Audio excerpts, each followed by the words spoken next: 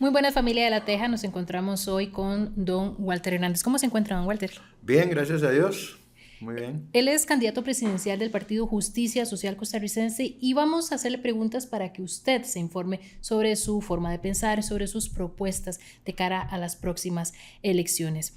Primero que todo, cuéntenos, don Walter, ¿cómo se encuentra? Supimos que en diciembre tuvo una emergencia de salud, incluso tuvieron que operarlo. ¿Cómo se encuentra ahorita? Bien, muy bien. Ando fajado, pues tengo que cuidarme durante 3 meses. Básicamente fue un poco de exceso de temas laborales y de temas políticos. Y yo tenía una hernia y le recomiendo a todos los que están viendo que tengan una hernia que la controlen, que se operen de la manera más inmediata posible, porque a mí se me estranguló. Entonces ya no había posibilidad de que fuera una cirugía sencilla, de esas que uno lo operan y 3 horas después se va caminando a la casa. A mí tuvieron que abrirme y durante 3 horas limpiar, arreglar todo pero quedé muy bien, hice reposo en diciembre, aprovechando además que había veda política y ahora estoy en todos los debates, en todas las reuniones, viajo a todos lados, estoy muy bien, gracias a Dios, y me siento mucho mejor. Nos alegramos de que esté Muy bastante amable. bien. Cuéntenos un poco sobre usted. ¿Es casado? ¿Tiene hijos? Yo vivo en unión libre en este momento, porque mi divorcio tardó mucho tiempo en salir, pero tengo una pareja con la cual vamos a formalizar próximamente. Ah, qué bueno. Y ella es abogada, se llama Ivette Arias. Aparte de abogada, es emprendedora, es una mujer increíble y tenemos una hija de 15 años y un bebé de 1 año y medio. Ay, qué bonito. Entonces yo a mi edad me siento tremendamente orgulloso de ese bebé y me siento muy comprometido. Y le podría decir que uno de los motivos de haberme metido a esta campaña política es precisamente tratar de dejarle un mejor país a ellos. Y tengo además otros hijos, ¿verdad? Un hijo de 18, una hija de 28 años de un matrimonio anterior. Y una hija que falleció, Jimena, o sea, la vida me dio 5 hijos.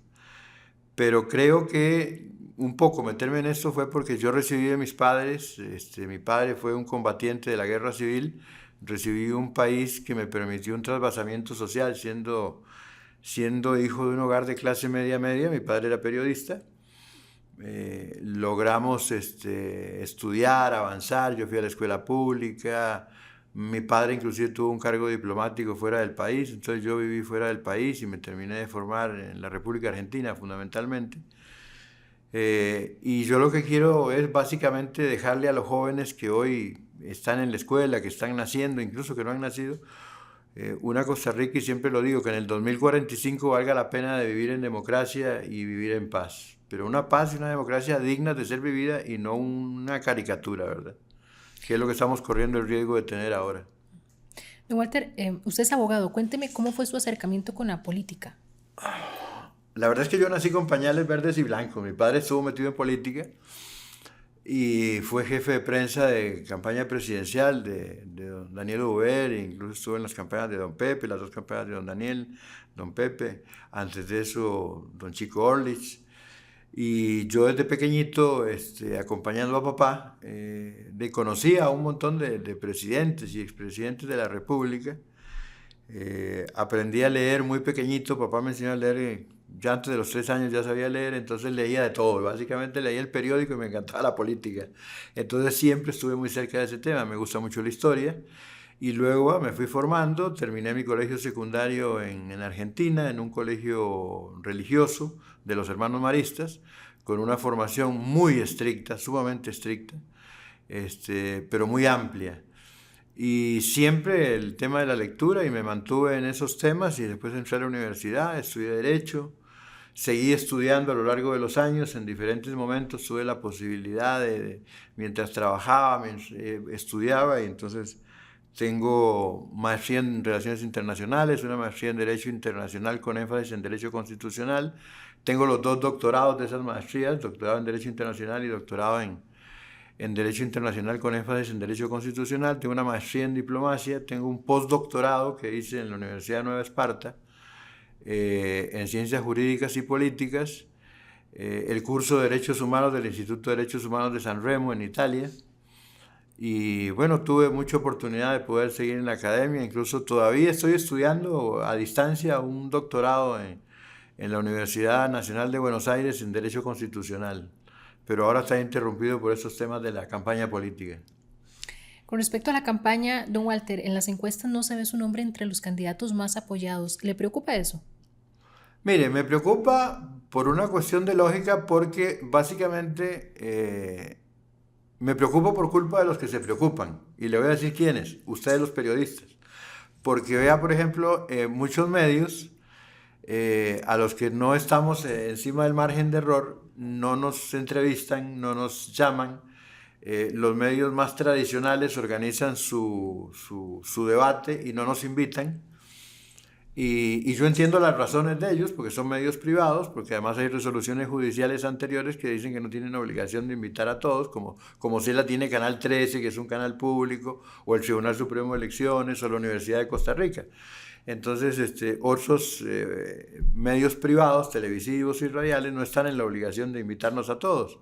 Y ellos alegan razones muy válidas, razones de la libertad de trabajo, la libertad empresarial, nadie los puede coaccionar, temas de rating, temas de costo de hacer, de repente en vez de una jornada hacer 2 o 3 jornadas, y eso es entendible. Entonces a ellos sí les preocupa más si salimos o no salimos, pero en la práctica yo diría que ahí hay una situación que trasciende el derecho que tienen los medios de hacer esto, y es que nosotros como país tenemos, toda la población costarricense, el derecho a informarnos fehacientemente y a través de quienes hemos confiado esa obligación, que es precisamente a la prensa, sobre todo a la prensa privada. La prensa que depende del gobierno puede ser manipulada y ha sido manipulada en muchos gobiernos, eso lo sabemos. Entonces los medios libres e independientes, como decía Jefferson hace 200 años, se puede gobernar un país sin asamblea legislativa, pero no sin una prensa libre. Y lamentablemente hoy la prensa libre, los dueños de los medios, no necesariamente los periodistas, yo soy nieto e hijo de periodistas, así que sé muy bien cómo funcionan los temas y sobre todo hoy en día, no están dando la posibilidad de que el público se informe. Entonces ahí hay una lucha entre un tema moral y un tema jurídico, y ha prevalecido el tema jurídico. Entonces, a mí no me preocupa no estar saliendo en las encuestas porque además nuestras valoraciones dicen que estamos un poquito mejor de lo que salimos en la mayoría de los medios que hacen encuestas, que por cierto son medios que a mí se me han acercado y me han dicho que si quieren que pregunten específicamente, a que hagan una pregunta sobre mí, si conoce a Walter Hernández o si va a votar por Walter Hernández, y yo tengo que pagar. Y yo entiendo que los medios que hacen ese tipo de encuestas tienen que recibir recursos. Entonces ellos cobran y ellos organizan una serie de preguntas. No es que estén influenciando o que vayan a hacer salir más o menos a Walter Hernández, pero para preguntar por Walter Hernández o por cualquier otro, hay una situación en la que uno puede, como hace mucha gente que pague y se vaya y pregunte por esto, ¿verdad? Esas encuestas de opinión, etc. Entonces, ¿qué pasa? Hay unos ciertos temas ahí de que, además, yo creo que debería revisarse los temas sobre los montos o la cantidad de gente que se hace en las encuestas, porque sinceramente en este momento la realidad social y la forma en que piensa el ciudadano costarricense y la forma en que actúa y lo mañoso que es el costarricense, porque a veces no le contesta con la verdad al encuestador, en 1200 encuestas usted no tiene realmente una foto real del momento. Sin embargo, bueno, atendiéndonos a esa foto real, la verdad sea dicha, en las últimas 3 elecciones, los que figuraban en los primeros 5 lugares, ninguno llegó a la presidencia de la República. Entremos al tema de las propuestas. El desempleo es uno de los principales problemas que afectan en este momento a Costa Rica. ¿Qué acciones concretas ejecutaría usted en un eventual gobierno para reducir el desempleo? Bueno, lo primero es que nosotros tenemos que atender temas muy delicados en materia fiscal. El problema serio es que uno no puede, desde el Poder Ejecutivo, variar vía decreto toda la situación en materia laboral. Sí podemos negociar con empresas extranjeras que se vengan a instalar al país, podemos hablar con la empresa privada, tenemos que tratar de dar estímulos a la empresa privada para que generen más puestos de trabajo. Pero tenemos una situación muy interesante, que es el hecho de que tenemos que negociar con algunas instituciones que gozan de una autonomía especial como la Caja. Porque la Caja en este momento le cobra un 26.6 aproximadamente a cada patrono por cada trabajador sobre el salario de cada trabajador. Y en realidad la caja de ese dinero lo que recibe es el 18% para enfermedad y maternidad y para invalidez, vejez y muerte. El resto es para atender a otras instituciones que reciben esos impuestos vía indirecta a través de la caja, y algunos, por ejemplo, bueno, ahí está el tema del ROB, está el 1% del Banco Popular, hay fondos para FODESAP y otro montón de instituciones. Nosotros consideramos que se puede buscar la forma de que esos impuestos se cobren por otros impuestos directos y que se rebaje entonces la carga para el patrono de tal manera que va a tener un ahorro significativo, lo cual le va a permitir abrir nuevos puestos de trabajo y ampliamos la base del empleo formal. El empleo informal son ese millón de personas y súmele 500.000 de extranjeros que están prácticamente en situación ilegal en este momento en el país, que no cotizan. Sin embargo, cuando tienen una situación médica de emergencia tienen que ser atendidos porque el seguro es universal. Y trabajan. Lo que pasa es que la caja le cobra montos excesivos al trabajador independiente. Una señora que tiene 2 hijos, que hace empanadas para vivir y las vende, no puede pagar 32.000 colones de pensión, porque 32.000 colones es el arroz, los frijoles, el aceite para toda la comida del mes de ella y de sus hijos. Entonces, ¿qué pasa? A esa persona hay que ser realista, uno no le puede cobrar más de 3.000, 5.000 colones. Y si usted agarra y hace un promedio de ese millón de personas, y digamos que a algunos les cobra 15, 18.000, 20.000, habrá alguno que pueda pagar los 30, pero lo ideal sería establecer ciertos montos de acuerdo a los ingresos, y a otros pagarán 3.500, 4.000, 5.000 colones, pero si usted establece un promedio de 7.500 colones y lo multiplica por 1.000.000, usted tiene casi 9.000 millones de colones por mes que no tenía antes y que va a recibir, y que una parte se puede destinar precisamente a sostener temas importantísimos de la misma caja, como los EBAIS, la atención de los EBAIS, la atención de las clínicas, incluso algunos hospitales regionales. Otra parte se puede destinar a ir cubriendo la deuda enorme que tiene el régimen de pensiones y la deuda con la caja. Y también se puede estimular el desarrollo de proyectos productivos que van a generar empleo. Entonces, a eso le sumamos que desde el Ministerio de Trabajo tiene que haber una ampliación y una consolidación bien fuerte de todo lo que es la inspección de trabajo, porque en estos momentos en el país hay mucha gente que está contratada, que está trabajando, pero sin embargo no le están pagando ni el salario mínimo ni que corresponde a su trabajo, no le están pagando el seguro, no está trabajando en las condiciones laborales que debe trabajar. Entonces, todo esto es una suma de situaciones donde el Poder Ejecutivo tiene la facultad de hacer varias cosas, pero además tiene que negociar con la Junta Directiva de la Caja. Recuerde que la Junta Directiva tiene 9 personas y solo 3 las nombra el Poder Ejecutivo. Hay que negociar con los grupos políticos y también con grupos de la sociedad civil, sindicatos, cooperativas, empresarios. Es posible hacerlo, se pueden crear muchísimos puestos de trabajo. Pero sí, la gente tiene que ser clara. A mí no me gusta mentirle a nadie y hacer falsas promesas como hacen algunos de los otros candidatos que van a generar 100.000 empleos en un año, ¿no? Eso es imposible. Lo que tenemos que hacer es hacer las cosas de acuerdo a la ley, respetando la ley y sobre todo negociando, dialogando y hablando. El tema de la inseguridad. El 2025 cerró con 873 homicidios. Es el tercer año más violento en la historia del país. Para usted, ¿cuál ha sido el principal error de este gobierno en materia de seguridad? Todos, es que no ha hecho absolutamente nada.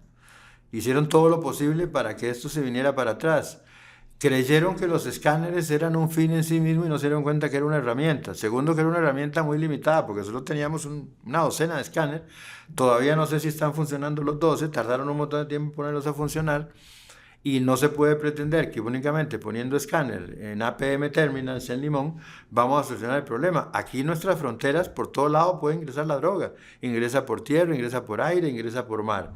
Entonces, el escáner es muy útil, por supuesto, y hay que tener más escáneres. Pero es imprescindible entender que tiene que haber un plan diseñado integral. El otro problema fue que este gobierno retuvo un montón de dinero para el tema de la seguridad ciudadana. El ministro de Hacienda, o el exministro de Hacienda, que hoy es candidato a diputado, dejó de entregar partidas de dinero para el Ministerio Público, el organismo de investigación judicial, la misma fuerza pública e incluso para programas de prevención que tienen que ver mucho con el Ministerio de Justicia, Educación, Cultura, etcétera, deporte también. Entonces, ¿qué pasa? Por un lado, usted sabe que los temas de violencia, los temas por ejemplo, el tema de la violencia por el narcotráfico. Usted tiene que combatir el narcotráfico, pero el narcotráfico, usted no puede declararle la guerra al narcotráfico porque el tema de la droga no es un problema de una guerra. Usted una guerra sabe cuándo empieza y en algún momento termina, aunque dure 100 años, como la guerra de los 100 años, de hace 3 siglos. Esto es un problema de salud pública, la droga es un problema de salud pública y como tal tiene aristas en la parte educativa, en la parte social, en la parte laboral, en la parte económica, bancaria, en la parte jurídica y por supuesto en la parte criminal. Entonces usted debe atenderlo de manera integral y diseñar políticas públicas a mediano y largo plazo. De manera inmediata, lo que hay que hacer es liberar los fondos para los grupos de seguridad, volver a trabajar coordinadamente el Poder Ejecutivo con el Poder Judicial, y no estarse peleando, sino que trabajar en conjunto, desarrollar, limpiar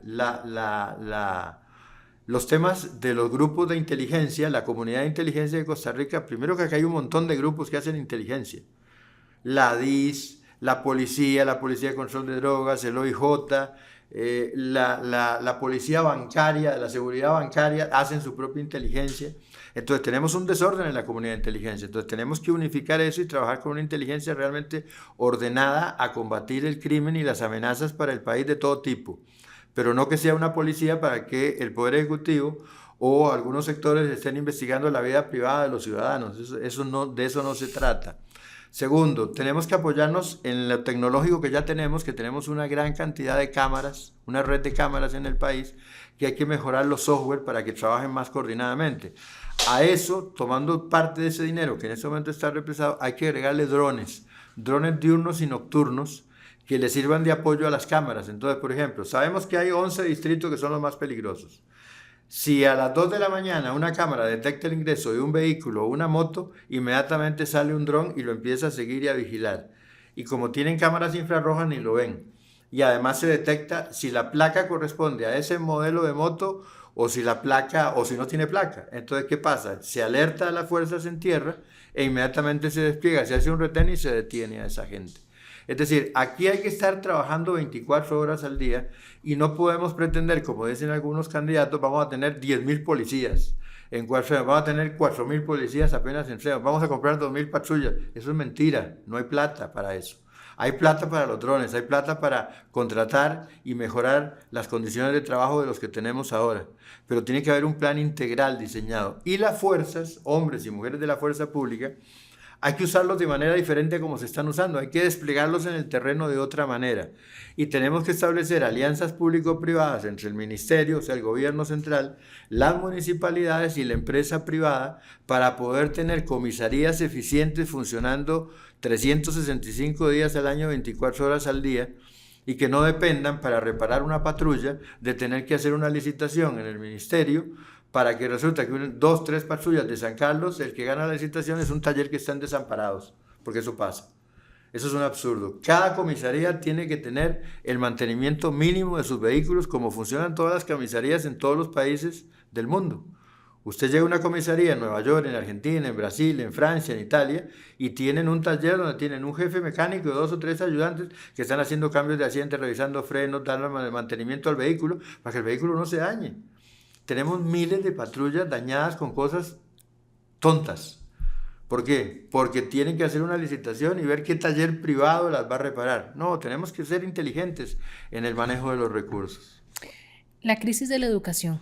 Según el último informe del Estado de la Educación, hay muchachos de 9º, 10º año de colegio que tienen una comprensión lectora y capacidad analítica de matemáticas de 3er grado.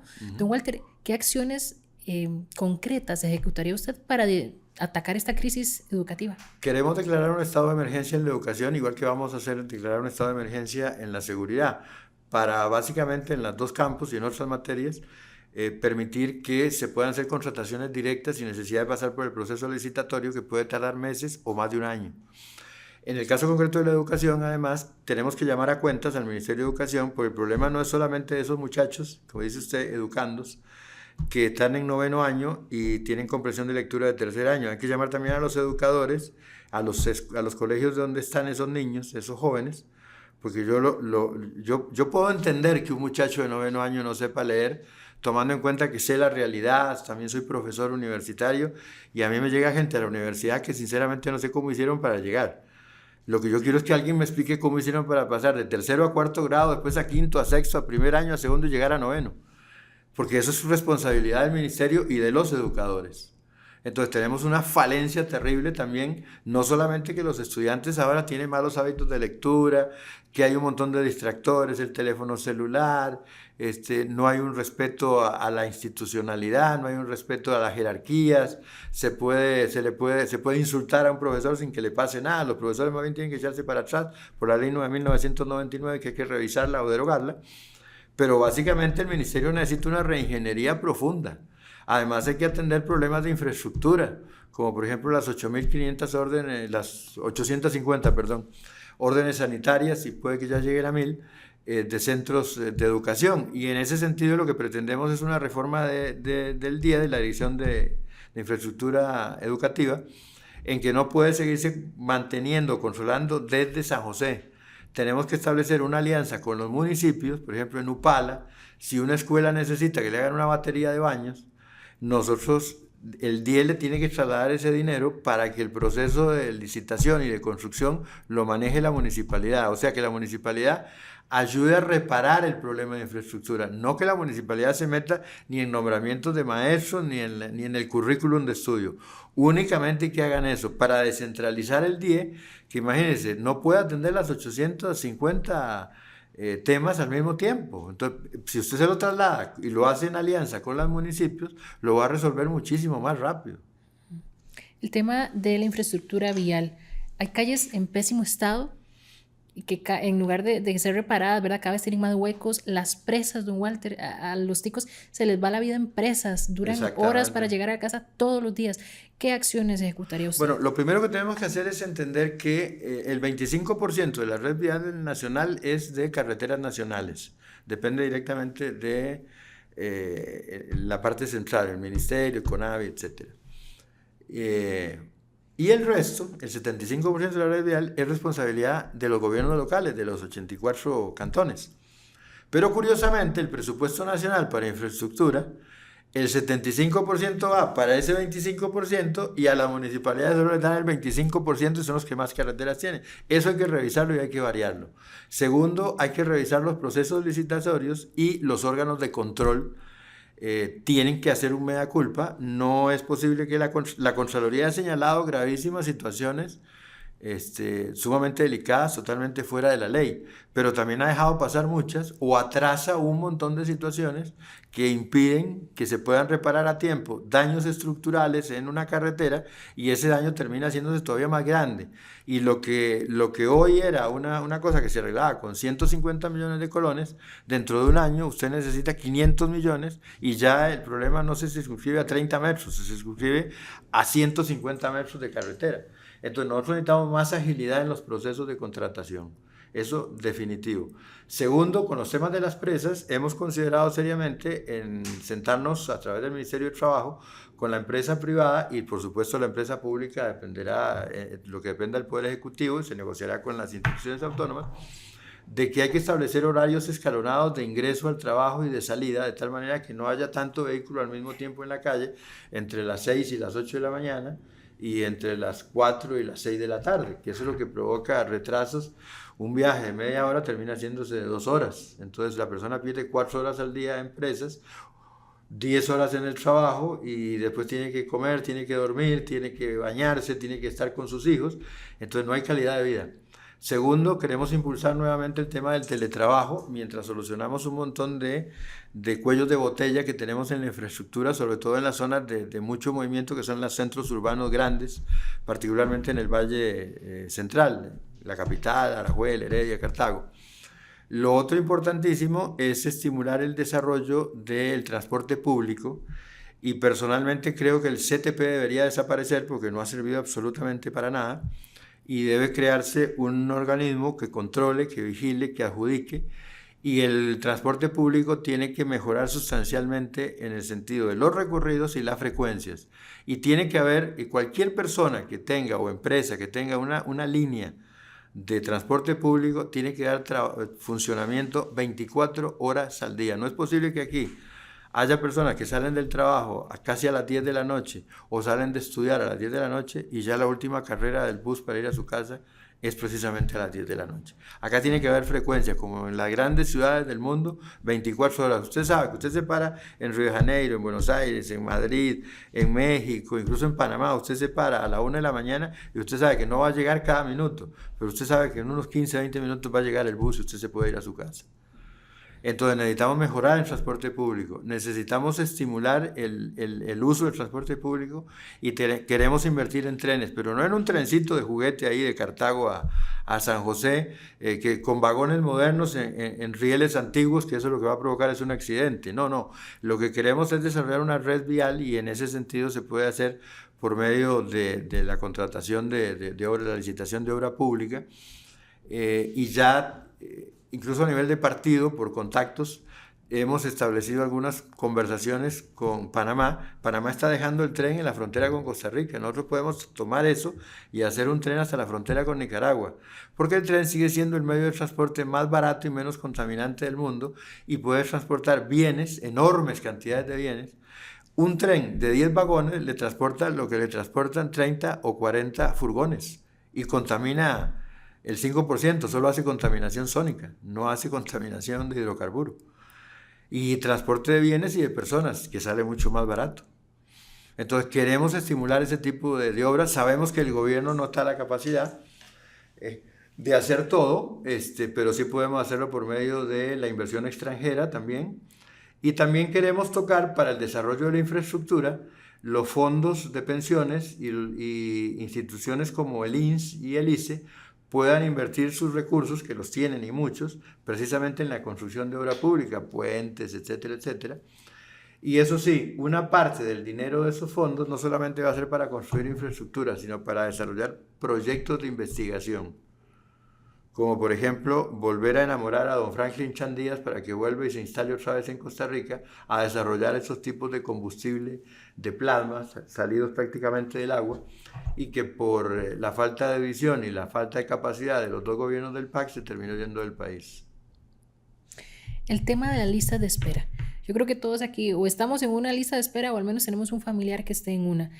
Hace unos días sacamos en la Teja una nota de un señor que tenía un problema serio en un tobillo. Fue a que lo revisaran a la caja y le dijeron que efectivamente tenía que sacar una cita con urgencia y se le dieron para el 2054. Hay gente que muere esperando ser atendida. Walter, ¿cómo resolvería usted ese problema? Bueno, en primer lugar, quiero aclararle a todos los que nos escuchan y si algún candidato les dice que lo va a arreglar apenas entre el gobierno, les está mintiendo descaradamente. ¿Por qué? Porque el presidente de la República no controla la Caja Costarricense del Seguro Social, como ya lo vieron en este gobierno que trató de controlarla y provocó un desastre. La caja la maneja la junta directiva que tiene 9 miembros en la junta directiva. De esos 9 miembros, 3 los nombra el gobierno, incluyendo el presidente ejecutivo. Entonces hay que negociar con la caja para que la caja tome acciones resolutivas importantes. Nosotros creemos y le vamos a proponer a la junta directiva de la caja y vamos a nombrar gente que realmente sea capaz para manejar y para negociar lo siguiente. Primero, se hace imprescindible la contratación de 1,000 médicos más para los EBAIS. 1,000 médicos más para los EBAIS son casi 7 millones de consultas al año. Es necesaria la contratación de 1,000 especialistas. Algunos que se han salido hay que volverlos a traer. Hay que permitir la incorporación de especialistas que se han graduado en nuestras universidades y hay que equiparar sus títulos. Eso le costaría a la caja 40,000 millones de colones al año. Y solo para estudiar y administrar el tema de la graduación o la preparación de especialistas, el año pasado a ese ente dentro de la caja le habían dado 30,000 millones de colones. Pero además, en el IBM, que es un régimen que tiene el dinero que ingresa es para ser utilizado, no es para que dé superávit. Hay un superávit de más de 1 billón de colones, 1,000 millones de colones. Ahí está el dinero, lo que pasa es que no lo están usando. La caja tiene un gravísimo problema de que tiene, vea, la caja tiene más de 60.000 empleados y habrá unos 25.000 más o menos que son médicos, enfermeras, especialistas de otras áreas de la salud, microbiólogos, odontólogos, etcétera, etcétera. Y el resto son administrativos. ¿Para qué quiero yo 40.000 administrativos para una empresa que tiene que dar salud? Yo lo que necesito son 40.000 médicos, no 40.000 administrativos. Esto fue el desastre causado por Oscar Arias en el 2006, que contrataron un 20% más de personal administrativo con el famoso plan escudo por la crisis. Metieron un montón de gente, seguramente del partido, para quedar bien con alguien, pero no han resuelto nada, porque aumentaron el personal de la caja en un 20%. Gobierno 2006, gobierno 2010 de Oscar Arias. Pero no bajaron ni un 1% las listas de espera de esa época, ni mejoraron en un 1% las operaciones, las cirugías. Y desde ese momento venimos arrastrando, porque después, ¿qué? El gobierno de Laura Chinchilla exactamente lo mismo. El gobierno del PAC, bueno, yo creo que nadie les dijo que tenían que gobernar, entonces andaban haciendo tonteras, haciendo alianzas con Cuba en materia de educación, preocupados por temas inocuos, mientras que las cosas importantes del país no las atendieron. Más bien, en el gobierno de Carlos Alvarado, que ahora su esposa dice que ella sabe mucho porque ella era partícipe del gobierno, o sea que es culpable de lo que hizo el gobierno de su marido, resulta que metieron la ley antihuelgas, le limitaron los derechos a los trabajadores. Segundo, crearon el salario global, que la caja le ha afectado y han renunciado a montones de especialistas precisamente por eso. Y en el Poder Judicial pasa exactamente lo mismo. Y metieron un modelo impositivo que es totalmente regresivo, porque a largo plazo el IVA genera desempleo, como ha pasado en todos los países que lo han aplicado. Entonces, ¿qué ocurre? Ocurre que en este momento nosotros necesitamos realmente una negociación efectiva con la caja, porque la única forma es esa. Hay que implementar temas como, por ejemplo, el telediagnóstico. Tenemos que mejorar el tema de la solicitud de citas. Hay gente, la señora Marta Esquivel dieron una directriz que solamente por medio electrónico, a través del celular, usted podía meterse a la página y pedir una cita en el EVAIS. Vea, hay personas mayores de edad o enfermas o personas que tal vez tienen el celular para que los atienda, pero no tienen la capacidad de meterse a pedir una cita. Entonces, ¿qué es lo que hicieron con eso? Sencillamente que usted, como le decía, no, si usted no la pide, no tiene que venir a hacer fila. Entonces, cuando usted pasa delante de un EVAIS, no, ya hay menos gente haciendo fila, pero era mentira. Eso fue un vil engaño de parte de la junta directiva de la caja. Eso fue todo lo que hicieron, pero no mejoraron el tema, en absoluto. Segundo, nosotros necesitamos que, lo que le había dicho al principio sobre el empleo, al ampliar la base de cotización con la gente informal y la gente formal, usted va a tener más recursos para utilizar en salud, etcétera, etcétera. Lo otro fundamental es que definitivamente tenemos que incorporar más especialistas, muchísimos más especialistas. En este momento, con 1.500 especialistas, nosotros podemos en un lapso de tiempo prudencial bajar esa cantidad. ¿Y qué es lo que está ocurriendo ahora? Que usted me pregunta. Vea, estamos incurriendo en uno de los 4 delitos tipificados en el derecho penal internacional, el crimen de lesa humanidad, cuando un gobierno a conciencia toma decisiones que terminan afectando la salud de la población y mucha termina muriéndose. ¿Cuánta gente cree que se ha descompuesto más o cuánta gente cree que se ha muerto en este tiempo? Eso es un crimen para llevarlo a la Corte Penal Internacional y juzgar al gobierno, al Consejo de Gobierno, que no tomó ninguna decisión, y a la Junta Directiva de la Caja de por lo menos los últimos 4 años. Don Walter, usted fue embajador en Venezuela, Exacto. así que conoce bien la situación que se ha vivido ahí en los últimos años. ¿Qué piensa usted de la intervención que hizo Estados Unidos en Venezuela recientemente? Básicamente fue una intervención para proteger intereses y no por defender principios. No se defendió la libertad, ni la democracia, ni nada por el estilo. Se quitó al dictador, se dejó la dictadura. Es lo que en ciencias políticas se conoce como la política gatopardista, basado en una novela de Giuseppe Lampedusa de 1954-55, que se llamaba Il Gattopardo, y que trataba de la transformación de Sicilia en el siglo XIX.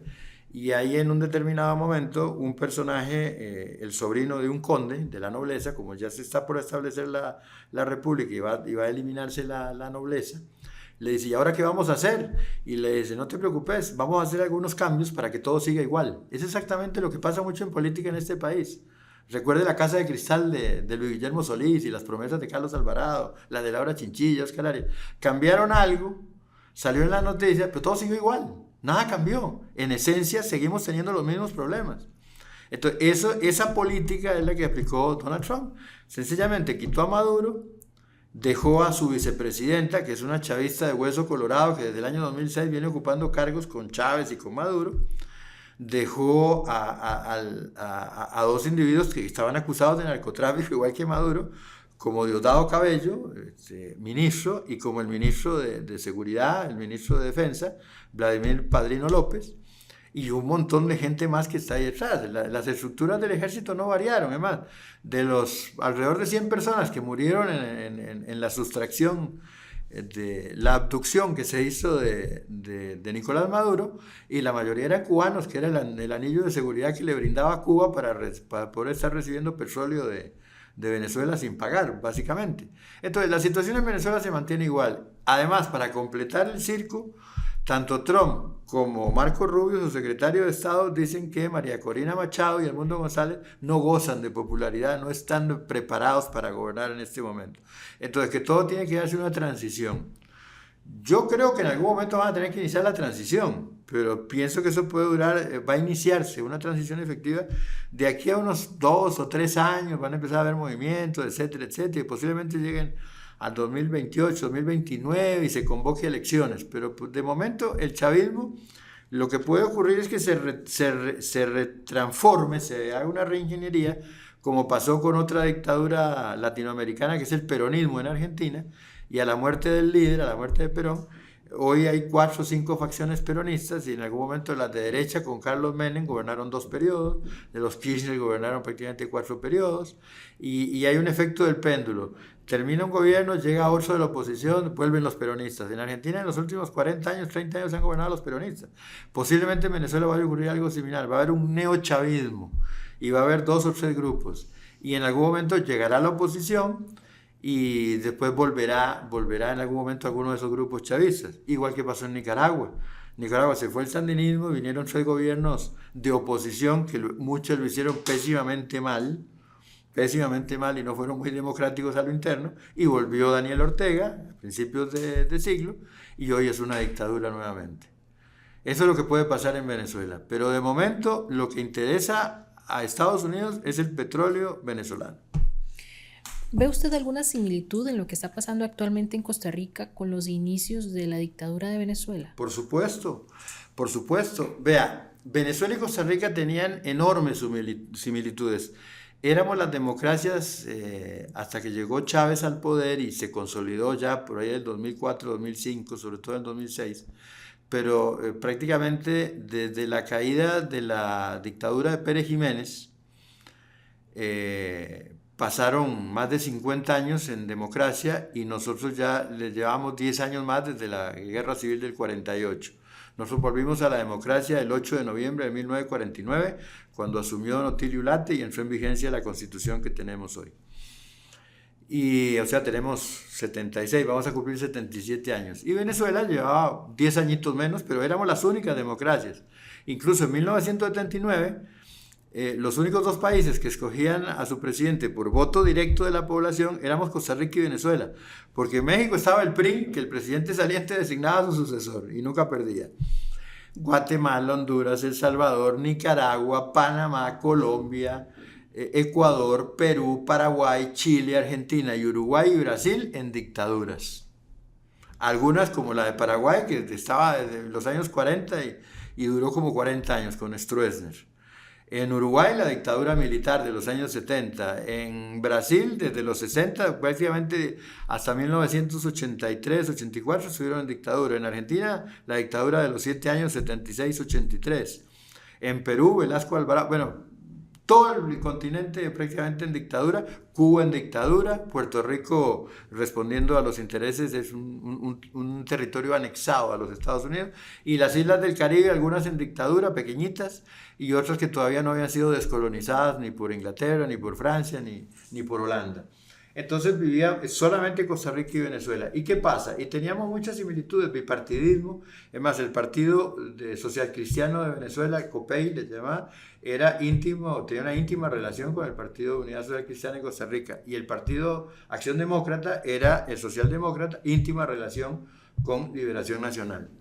y había una relación enorme de amistad entre los líderes de esas agrupaciones. Mucho venezolano venía a formarse aquí a la Catalina, era el Centro Socialdemócrata, y mucho social cristiano se iba a formar allá a los centros de COPEI en Venezuela, altos dirigentes de ambos partidos. Teníamos un clima muy similar, países benditos en agua, ellos por supuesto benditos en petróleo. Nos apoyábamos, teníamos una intensa relación comercial, etcétera, etcétera. Y de repente empezaron a darse ciertos síntomas, como uno en Venezuela fue en los años 80 la caída en la educación, la inversión en educación, la calidad de la educación empezó a decaer. Recuerdo que Eduardo Fernández, líder copellano, dijo una vez en la Asamblea Nacional de Venezuela que si para el año 2000, lo dijo en los 80, si para el año 2000 en Venezuela no se estaba invirtiendo el 25% del presupuesto en educación, se iba a perder la democracia, y no se equivocó. Aquí en Costa Rica el 8% es un espejismo, nadie le llega al 8%, es más, este gobierno está invirtiendo menos del 5% en educación, y así tenemos la educación, usted lo acaba de señalar, y lo señala el Estado de la Nación. Entonces, ¿qué ocurre? Ocurre que empiezan a darse situaciones donde la gente molesta, se aleja, pierde la confianza en los partidos políticos, en los políticos, lo cual es entendible, porque además, si usted ve las asambleas y los temas que se discuten y la forma en que debaten, usted dice, pero son unos payasos. Estas personas no tienen preparación, no tienen educación, no tienen capacidad, no entienden cuáles son los problemas graves del país y pierden el tiempo discutiendo por una guía sexual. Entonces, ¿qué pasa? La gente va perdiendo la confianza en las instituciones y usted lo ve reflejado en el incremento del abstencionismo cada vez mayor. Después llegan grupos mesiánicos que le prometen a usted que van a cambiar todo, como está pasando con el actual partido y el actual presidente, que muchos de sus seguidores dicen, es que nos abrió los ojos, nos hizo ver la corrupción de los partidos. Por amor de Dios, ¿a dónde vivían? En los años 70 aquí se denunció la corrupción del Partido de Liberación por el caso Vesco, por el caso del Fondo de Emergencias. En los años 80 los problemas de financiamiento de la campaña de Oscar Arias con un cheque de $1 millón de Noriega, el escándalo con don Leonel Villalobos, el escándalo con don Ricardo Allen, que es el representante de Costa Rica del Banco Centroamericano y terminó preso. No solamente acá, sino en los Estados Unidos, por temas de narcotráfico y lavado de dinero. Los escándalos con los dos expresidentes a finales de los años 90, a principios del 2000, don Rafael Ángel Calderón y don Miguel Ángel, que más allá de que si eso fue correcto o no fue correcto, la cosa es que si alguien no se dio cuenta del escándalo y las denuncias de corrupción, es que vivía en otro planeta. Los escándalos en el gobierno de Laura Chinchilla, la cantidad de escándalos que hicieron salir un montón de ministros en los gobiernos de Luis Guillermo y de Carlos Alvarado, y resulta que este señor llega y les descubrió el agua tibia. Entonces eso demuestra que la educación falló, porque si en la educación se enseñara a los jóvenes la historia de Costa Rica, no solo que Juan Santamaría quemó el Mesón en 1856, sino lo que está pasando en el siglo XXI, porque eso es enseñar historia, lo que pasó hace un año, lo que pasó hace 5, 10, 15, 20 años, la gente no tendría esa ignorancia supina que tiene para escoger candidatos.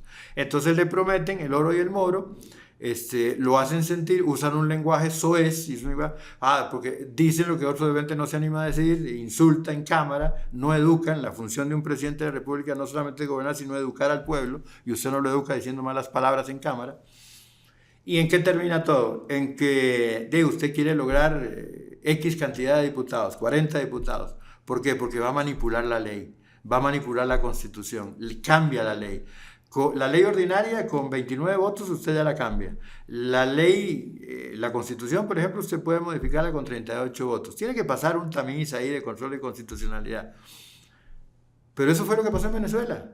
Chávez consiguió más diputados, cambiaron la Constitución y sin disparar un tiro, sin sacar un tanque a la calle, como pasaba antes en los golpes de Estado, se apoderaron del gobierno y hoy tienen el desastre que tienen. 8 millones de venezolanos fuera del país, la economía por el suelo, la industria petrolera produce un 15% de lo que debería producir, la gente se muere literalmente de hambre, los hospitales dan vergüenza. Y hay gente que amasa, amigos del gobierno, amasa fortunas y se han robado. Se estima que entre el 2006 y el 2015 el petróleo venezolano produjo $500 mil millones. Es una cifra que uno ni siquiera la puede pensar. ¿Y dónde está ese dinero? No lo disfrutaron el pueblo venezolano. Dicen que Maduro tiene una fortuna personal solo en un banco europeo de 3.000 millones de dólares. Imagínese. ¿Piensa usted que un eventual gobierno del oficialismo pondría en riesgo la democracia de Costa Rica? Ya la puso en riesgo, no necesitamos otro gobierno. Ya la democracia se puso en riesgo. Usted ha visto las manifestaciones de odio, las manifestaciones de división, situaciones como amenazas de un sector a otro. Más lo que está ocurriendo hoy en día con toda esta situación que uno no sabe hasta cierto punto si es verdad, si no es verdad, porque uno duda. Yo como abogado tendría que ver pruebas realmente sensibles, tangibles de que ha habido una tentativa.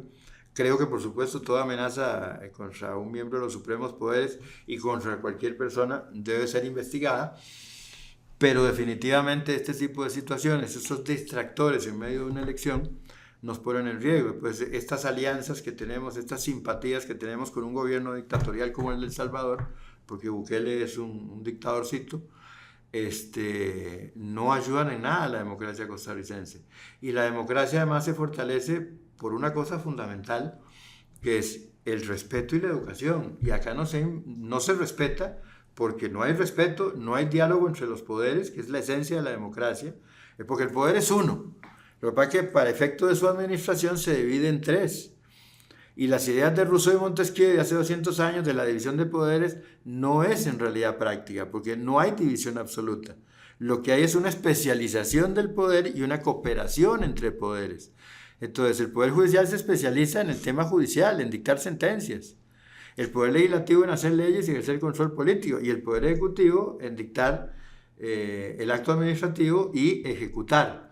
Entonces tienen que cooperar entre ellos, tiene que haber diálogo. Y este gobierno no ha dialogado ni con el Poder Judicial, al que lo han insultado, ni con la Asamblea Legislativa, a la cual lo han insultado, ni ha nombrado un ministro de la Presidencia para que tenga la comunicación fluida. Y además no se ha invertido en educación, ya lo dijimos antes cuando estábamos hablando del tema, no se ha invertido en salud, y entonces tenemos una población disconforme, mal educada, mal atendida, dispuesta a escuchar cualquier canto de sirena, y eso no ayuda a la democracia. Entonces nos estamos alejando cada vez más de lo que era la democracia y la esencia de la democracia costarricense. No necesitamos otro gobierno del continuismo, porque eso no es continuidad, es continuismo. Todo lo malo va a continuar realmente. Y ya el problema empezó ahora, no va a empezar en el próximo gobierno, ya lo tenemos aquí en la puerta. Don Walter, muchísimas gracias por haber estado con nosotros hoy. Con todo gusto, muchísimas gracias por invitarme. Y muchísimas gracias también a ustedes por haber visto la entrevista con don Walter. Esta y todas las demás entrevistas que hemos hecho a los distintos candidatos, esperamos que les sirva a usted, que pueda compartirlas con sus familiares, con sus amigos, para que puedan tomar una decisión para en las próximas elecciones, el próximo 1 de febrero, basados en la información. Muchísimas gracias.